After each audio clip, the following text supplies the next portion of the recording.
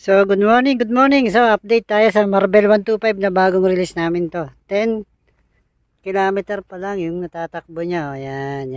So, ilang araw pa lang. So, ganito, may concern yung customer natin na may lumalagadik daw dito sa makina. So, buhayin natin yung makina. Start.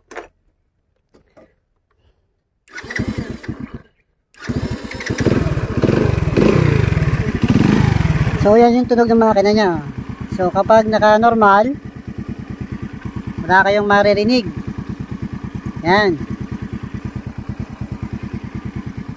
So, kapag merong gas natin ng konti, yan. Yan.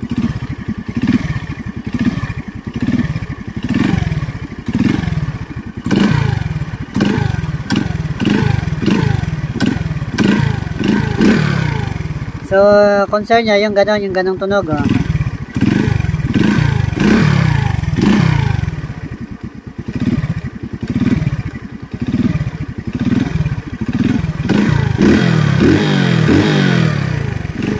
So, sa kanya, kasi bago pa naman siya, medyo okay pa siya. So, ganon po. Obserbahan nyo. Kapag, naka 1,000 km na kayo hanggang 3,000 o hanggang 6,000 km, hindi nagbago yung tunog, ibig sabihin good po yung ating engine. Ngayon, habang ginagamit nyo, habang tumatagal at merong yung tunog na knocking na medyo palakas ng palakas, tapos pag binirit mo, mawawala naman.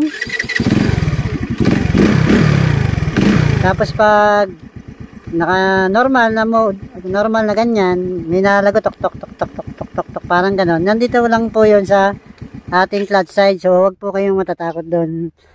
Yung ganitong design ng engine, meron talaga siyang knocking kasi medyo meron siyang problema doon sa clutch side niya. So yun naman ay tolerable, pwede naman siyang gamitin.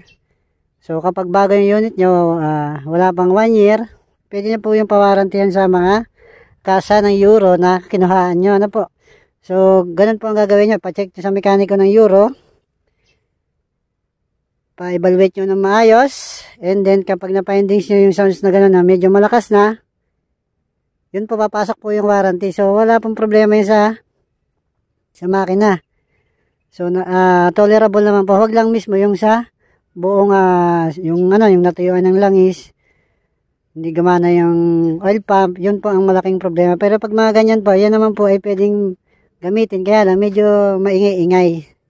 So ngayon, wawarantihan siya natin ng parts na yun. So habang nag-uumpisa pa lang siya, i-report nyo na agad sa opisina, i-re-record ng opisina na kinuha nyo ng motor para ma-evaluate yung unit. So ngayon, for evaluation yung unit na yan, kapag lumakas yan, doon po tayo papasok sa warranty. Ito naman pong unit, 13 months na warranty o kaya 12,000 km po. Yun po yung policy sa warranty ng ating motor kapag sa Euro kayo kumuha. So ngayon, evaluate ng unit and then kasi 10 kilometers pa lang naman yung natatakbo niyan. So ngayon, break-in period pa lang siya. So yun lang ang update natin sa ating mga concern sa mga bagong unit na may knocking sound. So yun po ang gagawin natin. Pupunta po kayo ng kasa, pa-evaluate, and then kung wawarantihan, pawaranti na po kayo kasi sayang yung warranty nyo sa motor.